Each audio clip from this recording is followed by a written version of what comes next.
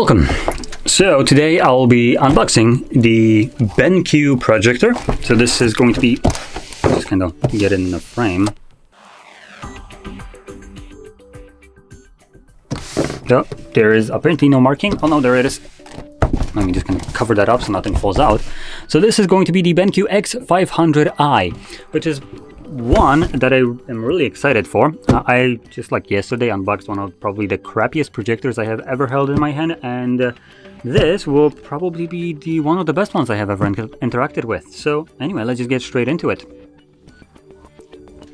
Now, as you probably might see, I don't really have much space right here for this kind of unboxing, so bear with me while I'm trying to fit everything in the frame as I possibly can, which it's already looking like it's going to be a struggle. Now, inside here we have our manual. Let's be honest, no one reads those. Then we get a stick. This is the Android TV stick that comes with every BENQ device, or projector more specifically. And this is actually pretty neat kind of thing that they do. So instead of giving you a projector with already pre-baked in Android that just kind of ages with the device itself, they give you a separate stick that you can replace when it ages and, for instance, starts running slow and there are more powerful hardware. So all you would do is just swap this out and you're good to go. Pretty cool design. The only downside is you do have to kind of fiddle around and just squeeze it in there at the back, which I'll show you in a second where that's located at. Yikes. Get that out of there. Some strand of hair. Anyway, here we get our cable. This is the European one. It's the same cable that you use for your computer. Yeah, I guess I have to get up for that one. So it looks like it's just gonna slide out.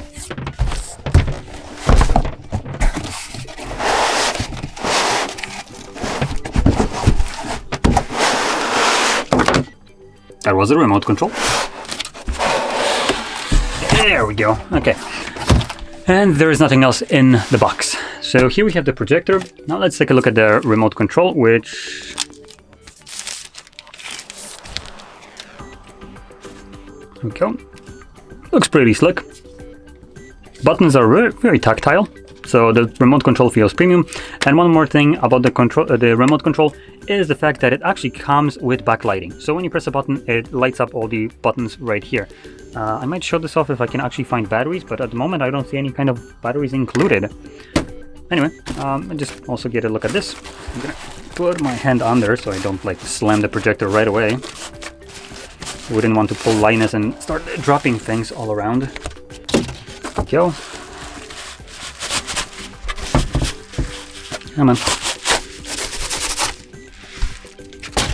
Okay, so that's two of these.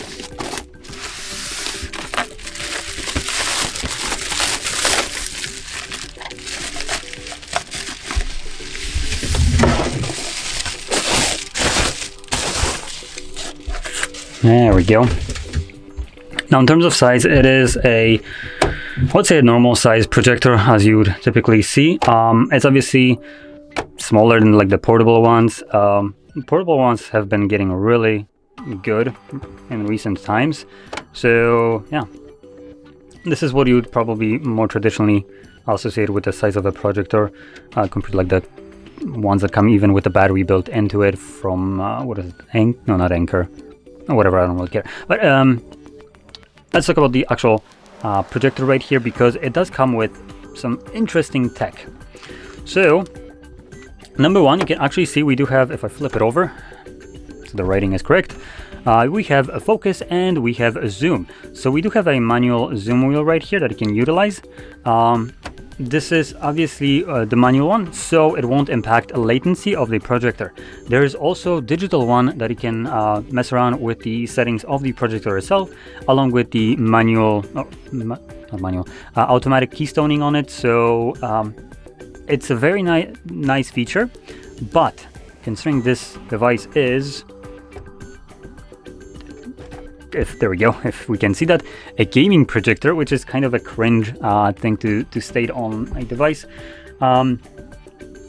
It does obviously cater towards gaming.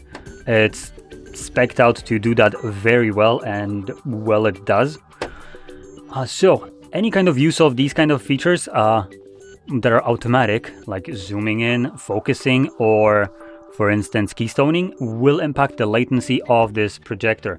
And if you're looking for gaming to be as best as you possibly can, you will want to do this all manually. This will then retain that stupidly low latency, especially for a projector.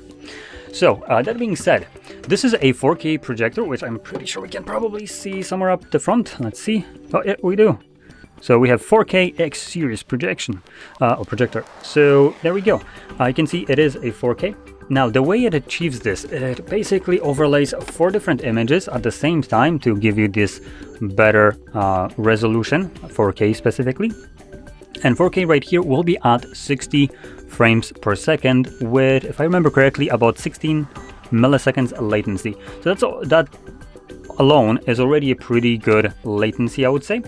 And it's going to be a vastly better experience than what I have in terms of my TV at home, which the latency could be counted with a calendar probably. So yeah, that's pretty good. But if you drop it down to 1440p, you get 120 frames refresh rate, hertz, and also lower latency. So it basically reduces the resolution by half, and the thing that would need to process inside to basically give you that 4K resolution, because it kind of like generates same frame about 4 times to give you 4K. Instead, it will half it, and then that will go into displaying more frames. And if you drop it down to 1080p, you can get a staggering 240 hertz refresh rate, which that is pretty bonkers, I would say. So yeah, and at 240 hertz refresh rate at 1080p, I believe we get 4 milliseconds of latency. They also kind of describe it as having a single frame of latency per second out of that 240 frames that you will see per second. So that you can imagine that is pretty wild. Now, I'm not really going to be plugging it in. I just kind of wanted to take a look. One thing that I did want to check out is the buttons right here. So the buttons do feel pretty cheap, to be honest. It doesn't feel like a projector that costs like $1,000. I believe retail price is actually even more, like $1,500 or something along those lines.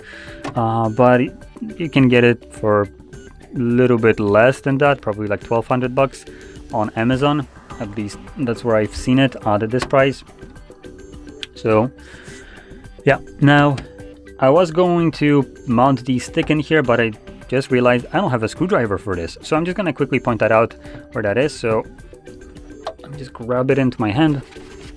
So right here, you can see we have this little flap. There is a single screw on the top. You want to undo that, then slide it back, pop it up, and then the stick that comes will slide into here.